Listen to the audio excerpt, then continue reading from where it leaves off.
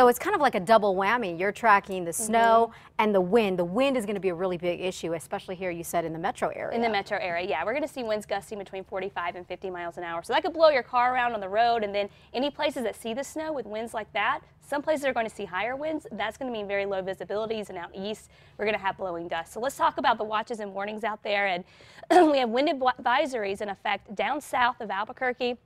All those areas highlighted in yellow there, that's where we can see winds gusting to 50 miles an hour, sustained between 30 and 40 at times. Down in orange, just south of the Sacramento Mountains, high wind warnings. Winds could gust between 60, 65 miles an hour. East slopes of any mountains could see winds in excess of hurricane force today, 75 miles an hour and higher. With the wind blowing across western New Mexico, we're going to see lots of blowing snow. The snow is going to get heavy at times as we go into the afternoon and evening. That's where we have winter storm warnings highlighted in pink.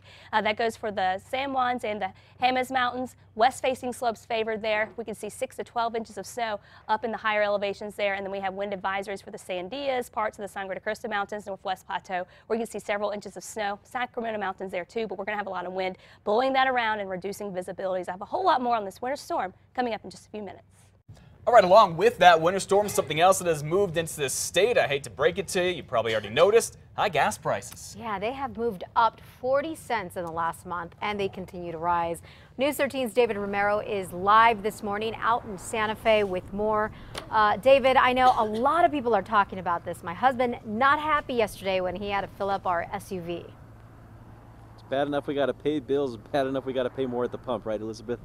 Well, of course, here in Santa Fe, it's no different than any other part of the state. At this particular gas station, we are along Cerrillos Road on the south side of Santa Fe. It's about $3.29 a gallon. That's about a penny less than the average of what we're paying up in Albuquerque. But anywhere you look around the state, they are up just a few cents from what they were yesterday. And here's what really has us worried about these gas prices. We usually see these spikes around Memorial Day. They're coming earlier than usual. Experts are fearing they could hit record highs this summer, but still some are estimating that we won't see the big spikes that we saw back in 2008. Now, according to the AAA Daily Fuel Gauge Report, this is how it breaks down. The price for a gallon of gas in Albuquerque is about $3.30 a gallon.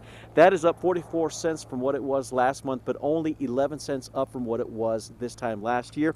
Meanwhile, the average here in Santa Fe has it about 40 cents more of what they were paying in January, but only 7 cents more from what they were paying back in January of 2012, or rather February of 2012. Now, again, experts only estimate that the blame for this is coming from the changeover for the winter blend of gas to the summer blend of gas. So, a lot of supply and demand out there on the other end of things. That's also caused for the increase in prices. So, conserve your fuel as best you can these days, because they say it could taper off, but then again, we're only at the beginning of it. Elizabeth, back to you. All right, David, thanks for that. By the way, you can head to KRQE.com and look under our gas tracker to help you find the cheapest gas prices around you. Enforcing Albuquerque's minimum wage rules, that's what city councilors will be talking about tonight. This after a big protest outside of a restaurant in the city yesterday. Obey the law! Obey the law! Dozens of protesters are here at the Route 66 malt shop. They're upset the owner is refusing to pay workers Albuquerque's new minimum wage. That's $8.50 an hour for most workers instead of $7.50. But the owner says he simply can't afford to boost their pay and says the workers are okay with that. They even signed an agreement about it. And besides that, the protesters are upset the city isn't doing more to enforce the new rules. And my biggest concern, if that is the case and we cannot find some enforcement, that we are going to see a domino effect within many of these restaurant owners that feel, if they don't pay it, then why should we? The minimum wage is also a hot topic up at the Roundhouse. A constitutional amendment to increase it died in the House yesterday, but a bill to boost it in the Senate, well, that one is still alive.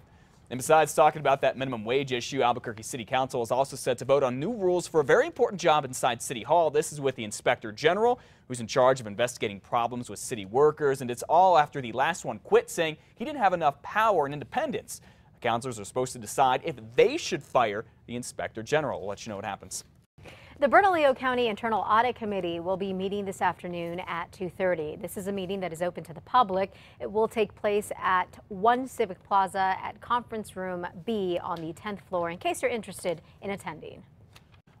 Well, drinking and driving will be a hot topic in Santa Fe this morning. It is for the March of Sorrow, where everyone from teenagers, AAA, and legislators will all talk about how to stop the drinking and driving problem we have here in the state. Here's some statistics I got from UNM this morning to show you how bad the problem is here in New Mexico. Last year, 154 people died from drunk driving crashes in the state, plus 7 people have already died this year. And get this, drinking and driving crashes cost the whole country more than $50 billion every single year. Elizabeth, startling.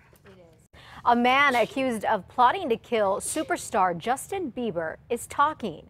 Last November, police say Mark Stackey, his nephew Tanner Ruane, and convicted killer Dana Martin were all part of a plot to kill 4 men, including the pop star. Well, Stackey is now saying that Martin was obsessed with Bieber, but denies that there was ever any plan to kill the singer. He just wanted Justin Bieber to know who he was.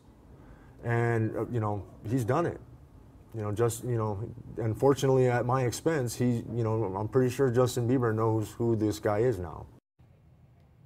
Well, detectives say phone calls suggest otherwise. One message may have even included details of the plot. By the way, there is a New Mexico connection here. Stackey and Martin met while in prison in Las Cruces.